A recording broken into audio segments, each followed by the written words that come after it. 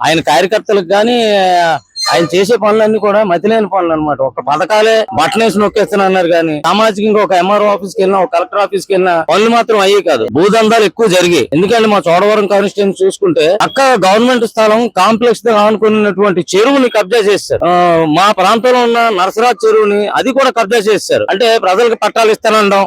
చంద్రబాబు గారు చేసే పనులు ఫ్యూచర్ ఆలోచన చేస్తారు. ఇక జగన్మోహన్ రెడ్డి గారు చేసే పనులు ఏంటంటే ఇప్పుడుకుప్పుడే మనం ఆకర్షించుకోవాలి, ఇప్పుడుకుప్పుడే మనం చేసేయాలని ఉంటది. మరి ఈ ప్రభుత్వం అయితే కార్పొరేట్ విద్యను ఎక్కువ ప్రోత్సహిస్తుంది. చంద్రబాబు నాయుడు అయితే వెరీ జెంటిల్మెన్, వెరీ అడ్మినిస్ట్రేషన్, ఆయన మించింది ఇంక లేదు. కానీ సామాన్యుడికి పేదవాడికి ఇల్లు ఇచ్చారు అంటే ఎన్టీ రామారావు గారు ఇచ్చారు, చంద్రబాబు నాయుడు ఇచ్చారు. జగన్మోహన్ రెడ్డి కాలంలో మాత్రం ఓన్లీ ఫర్ ఎమ్మెల్యేల తాలూకా కుటుంబాలకి వాళ్ళ కులపోలకి ఇచ్చుకున్నారు తప్ప ఎస్సీ ఎస్టీ వాళ్ళకి కానీ నిరుపేదలకు కానీ ఎవరికి ఇవ్వలేదు. లిక్కర్ వ్యాపారం అనేది అదొక దందా కింద నడిచిందండి, చాలా దారుణం. నిజంగా పాపం సామాన్యుడు డబ్బులు తీసుకెళ్లి అలాగా అక్కడ ఇచ్చేసేవాడు, బ్రాందీ షాప్కి ఇచ్చేసి వెళ్ళిపోయాడు.